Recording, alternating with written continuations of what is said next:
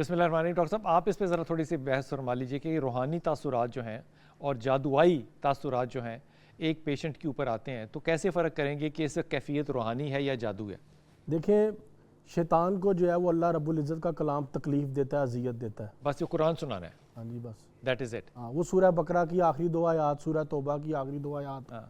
ठीक है, आयतल कुर्सी सुना लें, अजान सुना लें, 7 सलाम है कुरान पाक अगर में। ये बात इतनी आसान है कि कुरान ही सुनाना है, तो इसके लिए आमलीन के पास जाना क्यों जरूरी है? असल में उसके बाद जो रिएक्शन होता है ना, रिटेलिएट जो करता है पेशेंट, अच्छा, वो नहीं हर कोई उसको हमने तो चेस सारे कर पेशेंट को बड़े सुकून में देखा है, जब वो कुरान सुनते हैं तो जादू जिन जो है वो निकल के चला जाता है, वो यूं करते हैं, फुश, खत्म। ये जो आप कहते हैं ना माहिरीन की ज़रूरत क्या है, वो इसलिए ज़रूरत होती है कि कुरान सुनाने से वो उससे जुदा तो हो जाती है, मनफी कुव्वत जो होती है, उसके बाद उसे दोबारा ना आने के लिए उसके गिर्द हिसार कायम करना और नेगोशिएट करना, हमारा जो हमजाद है ना, साहिब इल्म आदमी का होना ज़रूरी है। हमारा जो हमजाद है इसके साथ कोऑर्डिनेशन और एक अटैचमेंट, एक अलायंस होता है जो जिन जिस्म में आता है। हमारे अगर जिस्म में हमजाद ना होता, हमारे साथ एक जिन का बच्चा पैदा ना होता, तो हमारे जिस्म में कभी भी जिन नहीं आ सकते थे। ये लिखी पड़ी बात ये जो है। जिन का बच्चा हमारे साथ पैदा हुआ है, ये हमसे अलग है या हमारे अंदर है? हमारे अंदर है, हमारे जिस्म के अंदर मौजूद होता है। जब हम सोते हैं तब निकलता है। हमारे सोने पे हमारी रूह और हमजाद हमारे जिस्म से निकलते हैं। अलग अलग वादियों में, अलग अलग जगहों पे ये ट्रैवल करते हैं।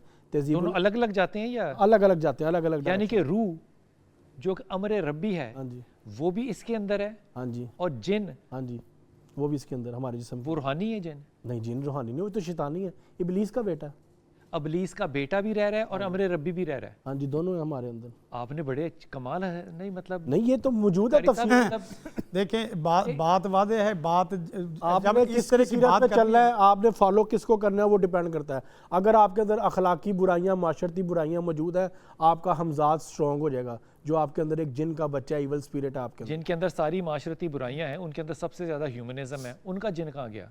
जिनके अंदर क्या है? उनकी जिनके अंदर सारी माशरती बुराइयां हैं, मिसाल के तौर पे शराब जो है उनके यहाँ जायज़ है, जो एक्स्ट्रा अफेयर्स हैं वो जायज़ हैं, अखलाकी बुराइयां यही है ना, और कौन सी माशरती अखलाकी बुराइयां? माशरती अखलाकी बुराइयां।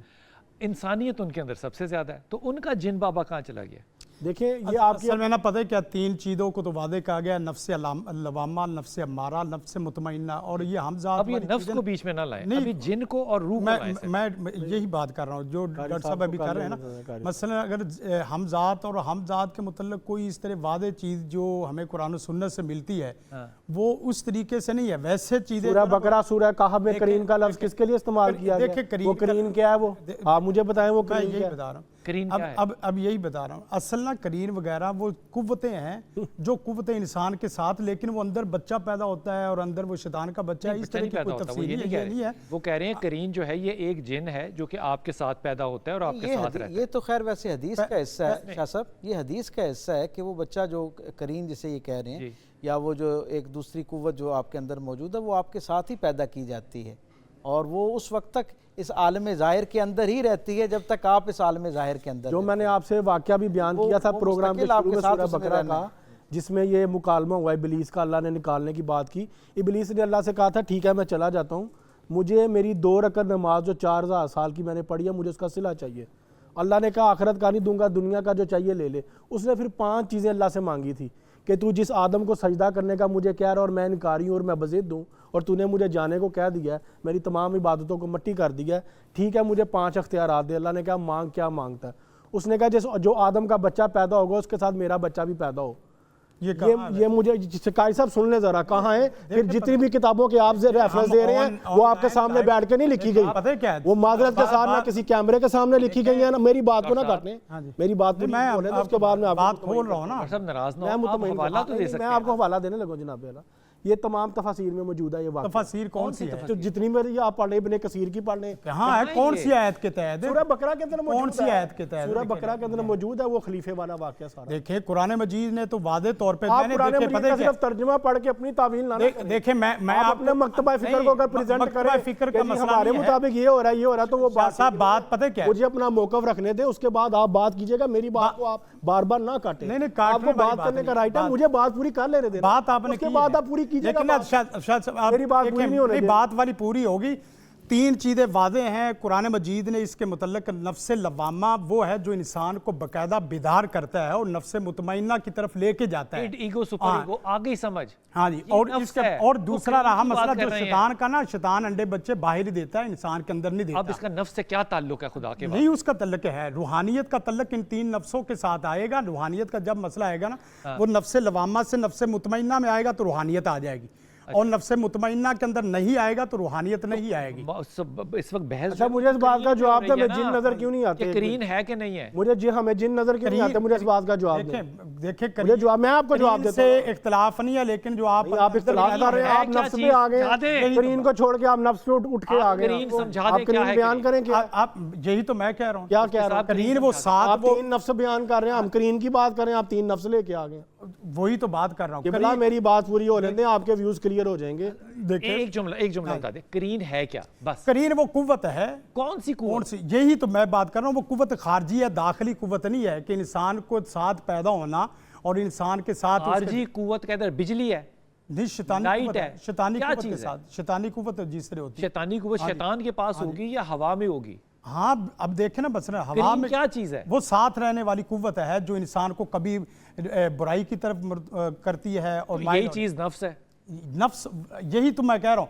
फिर उसको मैं इसी बात की तरफ ला रहा हूँ कि आप कुरान की ताबीर पे आए ना, आप बनावटी ताबीर पे ना जाए। कुरान की ताबीर में तीन नफ्स है और नफ्स लवामा से मुतमइन्ना का। आप अपना जुमला फरमाइए। जनाब इबलीस ने 5 अल्लाह से अथॉरिटीज मांगी। एक के जो आदम का बच्चा पैदा हो, उसके साथ मेरा बच्चा पैदा हो। ठीक। दूसरा, मैं इनके जिस्म में खून के साथ गर्दिश करूं। अच्छा। तीसरा, ये मुझे ना देख सके, मैं इनको देख सकूं। अच्छा। चौथा ये कि मैं इनके ऊपर हावी रहूं। अच्छा। इनको मैं डिस्ट्रैक्ट कर सकूं, इनको अपने रास्ते पे लगा सकूं। अल्लाह ने कहा ठीक है, मैं तुझे इख्तियारात देता हूं। 4 हुई है, 5। ठीक है, पांचवा ये कि मुझे मौत ना आए। हमजाद नहीं मरता, हमजाद नहीं मरता, मुर्दा सिर्फ दफन होता है। हमजाद कब्रिस्तानों में भटकते हैं, इसलिए काला जादू भी कब्रिस्तानों में होता है। ये लोगों के हमजादों से किया जाता है, जिनको आजकल आप असेब का नाम दे लें।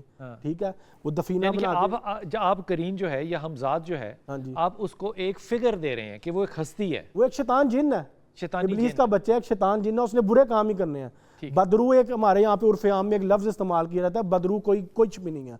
अल्लाह कुरान में कहता है रूह मेरा अमर है, मेरा नूर है, मेरा नूर। तो बदरू लफ्ज़ नहीं है। जो बुरा होता है हमारे साथ, जो हमारे अंदर एक बुराई की आवाज़ है या जो बुरा हमें करवाता है, ये हमजाद है हमारा, उसने हमें इस तरफ लगाना ही। अल्लाह के रसूल ने अपने हमजाद को अपने साथ मिला लिया था, ऐसा ही है जी। आपने मुसलमान का लफ्ज़ इस्तेमाल, मुसलमान कर लिया, मैंने उसको मुसलमान कर लिया। इसका मतलब हमारे साथ जो करीन है या जो हमारा हमजाद है वो गैर मुसलमान, वो काफिर पैदा होता है, नॉन मुस्लिम होता है, वो नॉन मुस्लिम, वो शैतान है, इब्लीस है। ये तो इसका नफ्स से कोई ताल्लुक नहीं है। देखें, ये सारी शैतानी कुव्वतों की मुख्तलिफ शक्लें हैं, मुख्तलिफ हैसियतें हैं।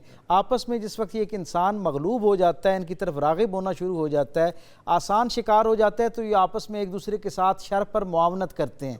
आपस में शर पर मुआवनत करने का मतलब ये है ना, ये बड़ी आसान बात होगी। मैं मियां तूने करीन पैदा किया, मैंने तो नहीं किया। अल्लाह आपको कहेगा कि तुम्हारे अंदर से दोनों आवाजें आती थी, मेरी भी आती थी, करीन की भी आती थी, तुमने करीन की सुनी, मेरी नहीं सुनी, इसमें तुम कसूरवार हो।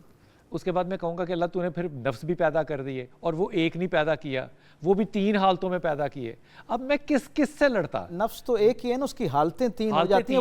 वो हमारी जो कोशिश मेहनत है ना, अगर खैर की तरफ होगी तो वो नफ्स मुतमइन्ना की तरफ सफर शुरू हो जाएगा और उसकी हालत करीन वापस लेकर आएगा। तो आपके अंदर मौजूद है ना, इम्तिहानी दुनिया के अंदर असल में ये है कि इन दो कुव्वतों के साथ आप तवाज़ुन कर सकते हैं। उसके पहले आप माशरती तौर पे, अखलाकी तौर पे अच्छे इंसान हो, आपके अंदर जितनी पॉजिटिविटी होगी ना, आपकी रूह इतनी कमजोर होगी, हमजाद वो रूह स्ट्रांग होगी, हमजाद कमजोर होगा, आपकी रूह आपके हमजाद पे गालिब रहेगी, आपकी लाइफ नॉर्मल रहेगी। लेकिन जैसे ही आप गलत चीजों में पढ़ते हैं, आपकी रूह कमजोर होती है। पॉजिटिविटी से मुराद क्या है? हाँ, पॉजिटिविटी आप रूह ले लें।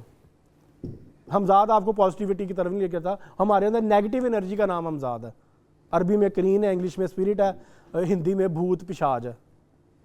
ये नेगेटिव एनर्जी? हाँ जी, ये नेगेटिव एनर्जी है। और जो पॉजिटिव एनर्जी, वो हमारी रूह है, वो हमारी रूह। तकवा कहाँ गया बीच में? तकवा देखिए, तकवा आजमाइश का नाम है, आजमाइश पे आपने स्टैंड करना है। तकवा वो जो आपने वोट डालना है ना, जब एक ही चीज के ऊपर शाह साहब 2 चीजें इकट्ठी आपको पुकार रही हैं ना, एक खैर की कुव्वत, एक शर की कुव्वत, वो जो आपने फैसला करना है खैर के हक में, उसका नाम कुरान की आयत सूरह ज़ुखरफ का मैं रेफरेंस देता हूँ, अक्सर आपके प्रोग्राम में पहले भी दे चुका हूँ। सूरह ज़ुखरफ की आयत नंबर 36 में अल्लाह फरमाता है कि जो लोग मुझ रहमान की याद से सिर्फ याद के बाद है, जिक्र इबादतों का नहीं है। जो लोग मुझे रहमान की याद से दूर होते हैं, मैं उनके पीछे शयातीन को लगा देता हूँ, फिर वो शयातीन उस इंसान को मेरे रास्ते से दूर करते चले जाते हैं। ठीक है, तो फिर आगे भी बड़ी लंबी बहस है। मौला अली अलैहिस्सलाम वापस आते हैं तो ये बात यहीं से शुरू करेंगे।